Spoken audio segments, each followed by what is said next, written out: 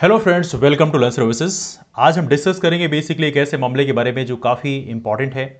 Allahabad high court का एक बहुत बड़ा ऑब्जर्वेशन है। आपने बोला कि जो काऊ है, गाय, उसको राष्ट्रीय पशु घोषित किया जाना चाहिए, नेशनल एनिमल घोषित करना चाहिए।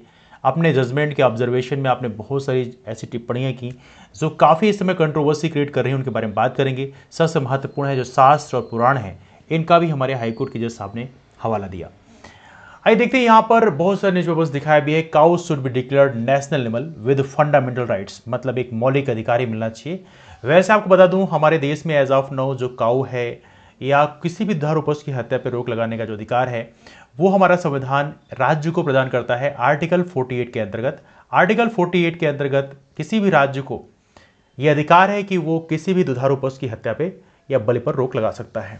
हालांकि यहाँ पर कोर्ट ने जो ऑब्जर्वेशन दिया है वो prevention of cow slaughter act के अंतर्गत दिया है, ये भी आप लोग याद रखेंगे। वेल देखिए, यहाँ पे एज ऑफ नाउ काफ़ी चर्चा में आ गया, क्योंकि हाई कोर्ट के जज साहब का जो ऑब्जर्वेशन है कुछ एरिया में वो काफ़ी तल्ख टिप्पणी आपने दिया। तो आइए उनके बारे में बात करते हैं, बेसिकली उनके ऑब्जर्वेशन क्या थे। लेकिन उससे पहले जान लेते हैं कि भारत का जो एक्सपोर्ट है वो बुफेलो मीट में, या हमारा जो इसे बोलते हैं सो कॉल्ड बीफ, उसका एक्सपोर्ट कितना होता है। तो आप देखेंगे तो आप हैरान हो जाएंगे। एज ऑफ नो 2020-21 में जो हमारी सरकार बोलती है कि हम जो हैं एक प्रकार से क्या बोलते हैं, दैट्स कॉल्ड, हम वेजिटेरियंस हैं, हम शाकाहारी हैं। लेकिन ये शाकाहारी हमारी जो सरकार है ये $3.17 बिलियन का एक्सपोर्ट फॉरेन में करती है। और देखा जाए तो ये मिनिस्ट्री ऑफ कॉमर्स की वेबसाइट से लिया गया, डिपार्टमेंट ऑफ कॉमर्स के हिसाब से है कि $3.17 बिलियन का एक्सपोर्ट हमारी सरकार करती है, हमारी भारत के द्वारा किया जाता है। तो कहीं ना कहीं अपने आप में एक बड़ा कंसर्न क्रिएट करता है। और उसमें भी सबसे बड़ी शाकाहारी जो सरकार है वो उत्तर प्रदेश की सरकार है। और उत्तर प्रदेश की बात करें, इस रेशियो में 64% पार्टिसिपेशन उन्हीं का ही है। तो आप समझ सकते हैं कि जो दोहरी मानसिकता है, मतलब कहते कुछ और है और करते कुछ और हैं, तो इसका आप मापदंड यहाँ पे दे सकते हैं। हालांकि आप देख सकते हैं यहाँ पर एक प्रॉपरली यहाँ पर आर्टिकल भी है, India's beef exports rise under Modi government despite Hindu vigilant campaign at home. तो कहीं ना कहीं ये बड़ा कंसर्न क्रिएट करता है। नाउ इलाहाबाद हाईकोर्ट में आ जाइए। इलाहाबाद हाईकोर्ट ने कहा कि जो काऊ है उसको नेशनल एनिमल घोषित करना चाहिए, और जो गौ रक्षा है ये एक हिंदू को मिलना चाहिए मौलिक अधिकार कि आप गौ रक्षा कर सकें। नाउ कोर्ट ने कई सारी चीज़ें ऑब्जर्वेशन और भी दिया। उन्होंने बोला कि हाँ, ये जो मौलिक अधिकार तो मिलना चाहिए, इसके अलावा रिलीजियस और कल्चरल सिग्निफिकेंस का उसके बारे में बात किया, ये काफ़ी इंपॉर्टेंट हो जाता है। और उसके चलते जो जावेद हैं, जिनके ऊपर केस लगा था, जो संभल के रहने वाले हैं, जो मार्च से जेल में बंद हैं, उनको बेसिकली यहाँ पर बेल देने से, जमानत देने से हाई कोर्ट ने मना कर दिया। नाउ यहाँ पे जो बात है, इसमें उन्होंने एक और चीज़ बोली। उन्होंने बोला कि यहां पर तालिबान का रेफरेंस जो हमारे ऑनरेबल हाई कोर्ट के जज साहब ने लिया, जो काफी कंसर्न क्रिएट करता है। आपने कहा कि यदि ऐसा हम करते रहेंगे, अपने कल्चर का ध्यान नहीं रखेंगे, तो फॉरेनर्स जो है हमारे देश में अटैक कर जाएंगे, और अटैक करने के बाद वो हमारे देश में कब्जा कर सकते हैं, जैसे अफगानिस्तान में तालिबान ने कब्जा कर लिया। एनीवे, शायद हो सकता है जज साहब का जो यहाँ पे ऑब्जर्वेशन है वो अलग तरीके से हो, लेकिन मेरा कहना यह है कि यहाँ पर मैं थोड़ी सजेशन देना चाहूँगा जज साहब को कि सर एक्चुअली क्या है कि तालिबान के बारे में जो हमारी भारत सरकार की राय बदल रही है। यूनाइटेड नेशन सिक्योरिटी काउंसिल में भारत जो है अगस्त महीने के लिए यहाँ पर हमारे पास प्रेसिडेंटशिप थी, और उस प्रेसिडेंटशिप में यहाँ पर हमने एक बड़ा बदलाव ये किया है कि जो अभी अफगानिस्तान के लिए जो हमने स्टेटमेंट दिया है यूनाइटेड नेशन सिक्योरिटी काउंसिल के माध्यम से, वहाँ पर तालिबान को एज ए टेररिस्ट ऑर्गेनाइजेशन के रूप में हमने ऑब्जर्वेशन नहीं दिया। अभी हाल ही मैंने उसका वीडियो अपलोड किया है, तो आप उसको देख सकते हैं सर। तो वहां से आपको बहुत कुछ आइडिया मिल जाएगी कि तालिबान के बारे में भारत का जो स्टैंड है राइट नाउ चेंज कर रहा है। तो ये अपने आप में बड़ा कंसर्न क्रिएट करता है। नाउ यहां पे एक चीज और भी है, जस्टिस साहब ने एक बड़ा ऑब्जर्वेशन दिया। आपने कहा कि जो गाय है उसको राष्ट्रीय एनिमल तो घोषित करना है, लेकिन सबसे बड़ी बात यह आपने बोला कि जो काऊ है, गाय है, वो ऑक्सीजन जो है वो सांस में लेती है और ऑक्सीजन सांस में छोड़ती है।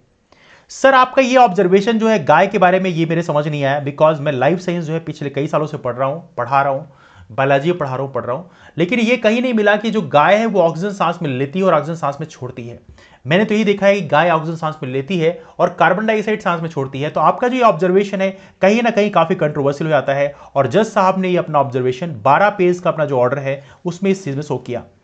एक और बहुत महत्वपूर्ण चीज है, आपने एक चीज बोला है कि काऊ जो है हमारे कल्चर का फाउंडेशन है। हमारा जो कल्चर है, हमारा जो पुराण है, शास्त्र है, रामायण है, महाभारत है, इस कल्चर का फाउंडेशन, इसलिए काऊ को नेशनल एनिमल घोषित करना चाहिए। यहां पे एक और क्वेश्चन क्रिएट होता है। देखिए, यदि हम जो है पुराण हैं, शास्त्र हैं, इनके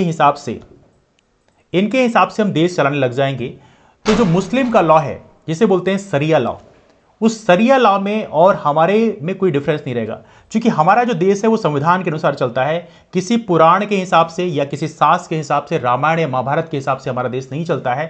क्योंकि आपको बता दूं, यदि आप शास्त्र और पुराण पे जाएंगे तो हमारे हिंदू टेक्स्ट में यदि देखें तो यहां पे एक मनुस्मृति है। क्या है? मनुस्मृति है। और मनुस्मृति में एक चीज लिखी हुई है, आप पढ़िएगा, उसमें लिखता है स्त्री शूद्रो न ध्येताम, स्त्री और शूद्र को शिक्षा नहीं मिलनी चाहिए। तो जज साहब मैं आपसे पूछना चाहता हूं, क्या मनुस्मृति की जो फिलॉसफी है, जो कि एक हिंदू आइडियोलॉजी को सपोर्ट करती है, क्या यहां भी आप इसको सपोर्ट करेंगे? तो सर मैं आपसे इतना कहना चाहता हूं कि हमारा जो देश है वो संविधान के अनुसार चल रहा है। संविधान को ही रेफरेंस में आप लें, आर्टिकल नंबर 48 को यहां पे कोट कर सकते थे आप। यहां पर ये कह सकते थे आर्टिकल 48 के अनुसार यह है कि जो डॉट कैट, जो हमारे दुधारू पशु हैं, उनकी हत्या पे राज्य सरकार को रोक लगाना चाहिए। हमारा जो संविधान है उसको भी आपको सम्मान करना चाहिए, जो कि हमारा जो बेसिकली हाई कोर्ट हो या सुप्रीम कोर्ट हो, वो संविधान के अनुसार उसको पावर मिलता है, तो संविधान को ही सुप्रीम रखना चाहिए। वैसे तो यदि आप हिंदू टेक्स्ट को यदि आप रेफरेंस लेने लग जाओगे तो कल को आप बोलोगे मनुस्मृति का जो रूल है वो फॉलो होना चाहिए। और मनुस्मृति की बात करें तो जो बेसिकली तालिबान जो सरिया लॉ लागू करने की बात करता है, सरिया की बात करता है, ये सरिया और मनुस्मृति में बहुत फर्क नहीं है, क्योंकि सरिया जो है वो भी वुमेन्स के अगेंस्ट में है। मनुस्मृति की बात करें, मनुस्मृति भी वुमेन के अगेंस्ट में है। मनुस्मृति भी बोलता है स्त्री शूद्र को शिक्षा नहीं मिलना चाहिए। और यदि ऐसे तल्ख टिप्पणी मनुस्मृति ने किया है तो यदि आप हिंदू टेक्स्ट को कल को फॉलो करने लग जाएंगे तो सर आप हमारे देश का जो एक कल्चर है, जो अब प्रेजेंट बन रहा है, जिसमें हम समता मूलक समाज की स्थापना कर रहे हैं, आप तो उसकी धज्जियां उड़ा देंगे। तो कहीं ना कहीं ये बड़ा कंसर्न क्रिएट करता है। हमारे जज साहब का जो ऑब्जर्वेशन है यहां पे मैं काफी कंट्रोवर्सी मानता हूं। इसके अलावा देखा जाए तो जस्टिस साहब ने और बहुत सारी चीजें बोली कि पार्लियामेंट को ऐसे लॉ लेके आना चाहिए जिस लॉ में प्रॉपर तरीके से होना चाहिए कि यहाँ पे जो गाय है उसको स्पेशल यहाँ पे प्रोटेक्शन मिलना चाहिए। तो मैं कहता हूं सर गाय को क्यों मिलना चाहिए? गाय के अलावा यहाँ पे बाकी जो जीव हैं, जो बेसिकली जहां पर देखा जाए जो दुधारू पशु हैं उनको ही मिलना चाहिए, बुफेलो को भी मिलना चाहिए। इसके अलावा जो भेड़ बकरी है उनको ही मिलना चाहिए, जो बेसिकली जो भी जितने पशु दुधारू पशु सभी को मिलना चाहिए। मैं इस चीज में काफी ताल्लुक रखता हूं कि हमारे देश में जजेस जो हैं वो टिप्पणियां देते हैं, जब स्पेशली यदि जानवरों के बारे में काफी तल्ख टिप्पणी देते हैं और ऐसे टफ ऑब्जर्वेशन लेते हैं, लेकिन जब एक ह्यूमन के मामले में, मतलब एक जानवर के लिए आपकी अलग सिंपैथी होती है, लेकिन जब इंसान के साथ गलत होता है तो वहां पे आप शांत रहते हैं। हमारे देश में उत्तर प्रदेश राज्य की बात करें तो वहां पर एक हाथरस कांड हुआ था। हाथरस कांड में आपको पता होना चाहिए सबूत मिटाने के लिए लड़की का जो लाश है, बॉडी है, वो रात में जला दी गई थी। वहां पर आज तक हाई कोर्ट या सुप्रीम कोर्ट ने टफ ऑब्जर्वेशन नहीं दिया, मुझे तो देखने के लिए नहीं मिला। यदि आपको पता हो तो आप बता सकते हैं। उन्नाव कांड में भी यहां पर हाई कोर्ट या सुप्रीम कोर्ट ने ऐसे टफ ऑब्जर्वेशन नहीं दिए जहां पर जो पनिशमेंट, जो मतलब ये प्रकार जिन्होंने गलती की है उसको इतने टफ पनिशमेंट की बात की जाए कि उससे लोगों को एक डर सा लग जाए कि ऐसी गलतियां हमें नहीं करना चाहिए फ्यूचर में। तो हमारे देश में जो इंसान को इंसान मानने की जो हैबिट है हमारे समाज की, वो कहीं ना कहीं डेवलप होनी चाहिए। और यदि नहीं है तो डेवलप होना चाहिए, बिकॉज हमारे देखिए यदि हिस्टोरिकल तरीके से आप देखेंगे, पुराणों की देखेंगे या उत्तर वैदिक काल की बात करेंगे, तो वहां पर देखा जाए तो जो वर्ण सिस्टम है हिंदू में, देखा जाए तो ब्राह्मण क्षत्रिय वैश्य शूद्र की बात करें तो आपको पता होना चाहिए जो वर्ण सिस्टम है रिजिड हो गया था। और वहां पे एक पर्टिकुलर वर्ण, जैसे शूद्र की बात करें, उसके साथ अमानवीकृत होना शुरू हो गया था, मतलब उनके साथ छुआछूत या ऐसी चीजें शुरू हो गई थी। और कहीं ना कहीं जो शास्त्र और पुराण है उन्होंने बेसिकली उसको सपोर्ट ही किया, बिकॉज वो चीज जो है पिछले 2000 साल से चली आ रही है। तो कहीं ना कहीं एक बड़ा कंसर्न क्रिएट करता है सर कि यदि आप जो है हमारे देश जो है वो यदि आप पुराण के हिसाब से चलाने लग जाओगे तब तो फिर हमारे देश का भला हो चुका है। और इसीलिए पुराणों की ही जो फॉल्स हैं, जो मनुस्मृति है उसकी जो मिस्टेक्स है उसको करेक्ट करने के लिए संविधान बनाया गया है, जो एक समतामूलक समाज की स्थापना किया गया है जहां पे इंसान को इंसान माना जाए। और यदि इंसान को आप इंसान मान रहे हो, जिस तरह से इंसान में डिफरेंशिएट नहीं होना चाहिए वैसे पशुओं में भी डिफरेंशिएशन नहीं होना चाहिए। पशुओं में देखा जाए तो वहां भी देखिए, वैसे तो फिर आप ब्राह्मण को स्पेशल ट्रीटमेंट देने लग जाओगे, तो वैसे ही मेरा कहना यह है कि जो पशु है उसमें गाय को ही स्पेशल ट्रीटमेंट क्यों मिले, यहां पर भैंस को स्पेशल ट्रीटमेंट क्यों ना मिले। हालांकि लोग भैंस का ही दूध पीना पसंद करते हैं बिकॉज भैंस का दूध गाढ़ा होता है।